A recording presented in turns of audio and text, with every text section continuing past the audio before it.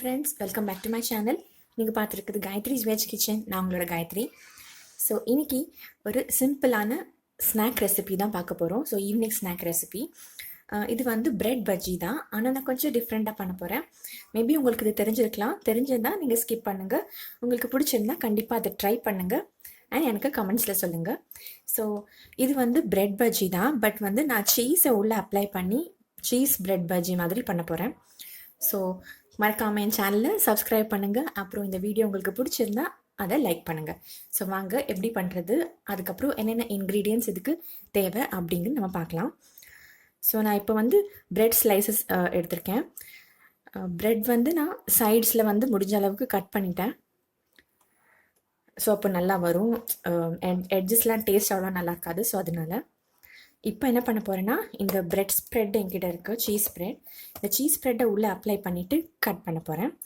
So அதாவது இப்படி உள்ளே நடுவில் அப்ளை பண்ணிவிட்டு இங்கேயும் அப்ளை பண்ணிவிட்டு ஸ்லைஸ் பண்ணி செட்டாக பஜ்ஜி மாவில் முக்கி ஃப்ரை பண்ண போகிறேன். உங்கள்கிட்ட அந்த ஷீட் சீஸ் இருந்துச்சுன்னா அது கூட நீங்கள் யூஸ் பண்ணிக்கலாம். என்கிட்ட அது இருந்துச்சு, பட் அது முடிஞ்சு போச்சு. ஸோ இது என்கிட்ட உள்ளே ஆல்ரெடி இருந்துச்சு. ஸோ அதை வச்சு நான் பண்ண போகிறேன். ஸோ இப்போது என்ன பண்ணுறது அப்படின்னு நம்ம பார்க்கலாம். இப்போ பஜ்ஜி மாவுக்கு ஃபஸ்ட்டு வந்து நான் ஒரு கப் கடலை மாவு எடுத்திருக்கேன். இது பிளெயின் கடலை மாவு. இந்த கடலை மாவுக்கு நான் ஒரு 2 இல்லை 3 டேபிள் ஸ்பூன் கார்ன்ஃப்ளவர் சேர்த்துக்க போகிறேன்.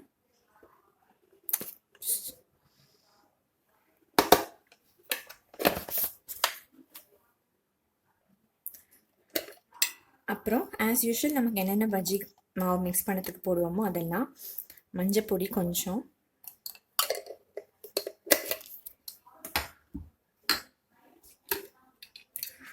அடுத்தது மிளகா பொடி. உங்களுக்கு எவ்வளோ காரம் தேவையோ அவ்வளோ போட்டுக்கோங்க.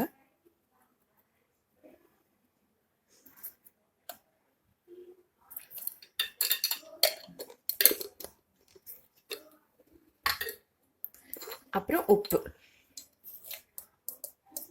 தேவையான அளவு உப்பு. ஸோ அவ்வளோதான்.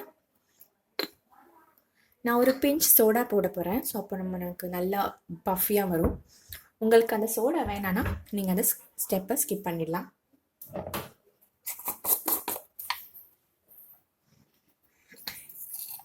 ரொம்ப கூட போடக்கூடாது. ஸோ போட்டதாக இருந்தால் இந்த மாதிரி ஒரு ஜஸ்ட் ஒரு பிஞ்ச், அவ்வளோதான். ஸோ இப்போ இதை கொஞ்சம் கொஞ்சமாக தண்ணி விட்டு மிக்ஸ் பண்ணி ஒரு பேட்டர் கன்சிஸ்டன்சியில் எடுத்துகிட்டு வரலாம்.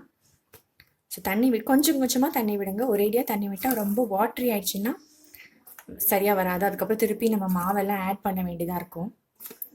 ஸோ நான் உங்களுக்கு தண்ணியெல்லாம் மிக்ஸ் பண்ணிவிட்டு உங்களுக்கு காட்டுறேன்.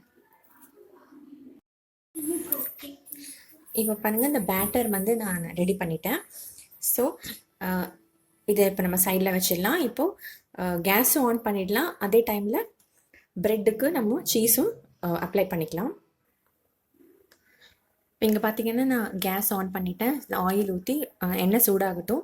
அதுக்குள்ளே நம்ம இங்கே சீஸை வந்து ப்ரெட்டில் ஸ்ப்ரெட் பண்ணி எவ்வளோ திக்னஸ் வேணுமோ எவ்வளோ லென்த் வேணுமோ அதை கட் பண்ணிக்கலாம்.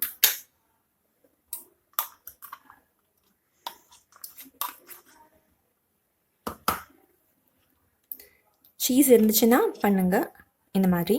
அப்படி இல்லைன்னா நார்மல் ப்ரெட்டை வந்து தின் ஸ்லைசஸாக கட் பண்ணி பஜ்ஜி மாவில் முக்கி நீங்கள் பஜ்ஜி மாதிரி நார்மல் பிரெட் பஜ்ஜி கூட பண்ணிக்கலாம். இந்த மாதிரி சீஸ் போட்டு கொடுத்தீங்கன்னா பசங்களுக்கு ரொம்ப பிடிக்கும். அது கண்டிப்பாக பெரியவங்களுக்கும் பிடிக்கும், பசங்களுக்கும் பிடிக்கும்.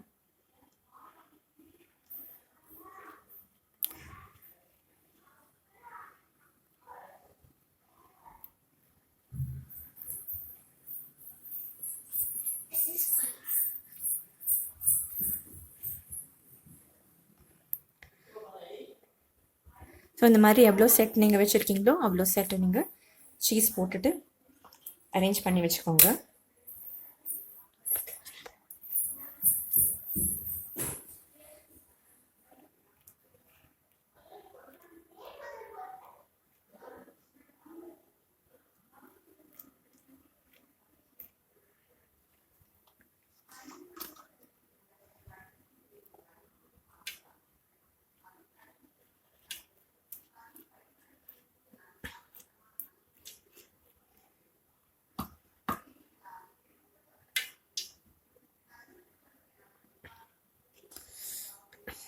ஃபஸ்ட்டு நான் இதை உங்களுக்கு பண்ணி காட்டிடுறேன், அதுக்கப்புறமா நான் மிச்சத்தை பண்ணிக்கிறேன்.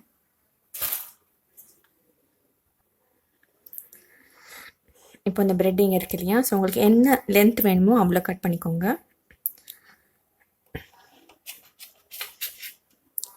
ஸோ பாதியாக இப்படியே கூட நீங்கள் பெருசாக கட் பண்ணிக்கலாம். நான் இன்னும் கொஞ்சம் சின்ன பீஸாக கட் பண்ணிக்க போகிறேன், ஏன்னா எனக்கு நிறைய பேருக்கு வரணும் அதனால்.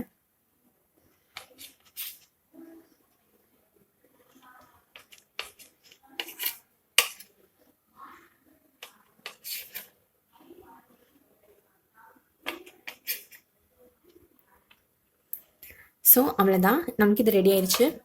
இனிமேல் இதை நம்ம பஜ்ஜி பேட்டரில் முக்கிட்டு டீப் ஃப்ரை பண்ணிவிடுங்க, அவ்வளோதான்.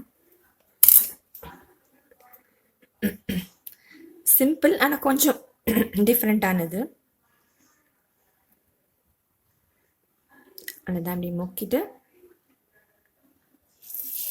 எண்ணெய் நல்லா காஞ்சிட்டும்.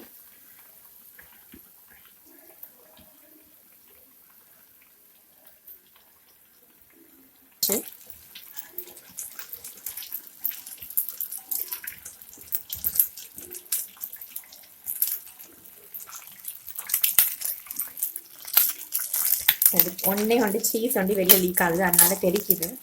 ஸோ பார்த்து பண்ணுங்க, பண்ணும்போது இந்த மாதிரி எல்லாம். ஸோ லைட்டாக டீப் ஒரு சைடு இந்த மாதிரி ஆன உடனே மெதுவாக திருப்பி போட்டுக்கோங்க, ஏன்னா ஆக்சுவலி ஆயில் நல்லா தெரிக்கும் நம்ம மேலே. ரெண்டு சைடுமே நல்லா அது ரோஸ்ட் ஆகட்டும், கலர் மாறும். நான் முடிஞ்சதுக்கப்புறமா உங்களுக்கு காட்டுறேன் எப்படி வந்திருக்குன்னு சொல்லிட்டு. இப்போ இது இன்னொரு செட் ரெடி பண்ணிட்டுருக்கேன், அவ்வளோதான். ஸோ நம்மளோட இன்ட்ரெஸ்டிங்கான சீஸி பிரெட் பஜ்ஜி ரெடி ஆயிடுச்சு. கண்டிப்பாக அதை ட்ரை பண்ணி எப்படி வந்திருக்குன்னு எனக்கு கமெண்ட்ஸில் சொல்லுங்கள். ஸோ இன்னொரு இன்ட்ரெஸ்டிங் வீடியோவில் உங்கள் வீட்டில் உங்களை பார்க்குறேன். அது வரைக்கும் எல்லாருக்கும் bye. Stay home, stay safe.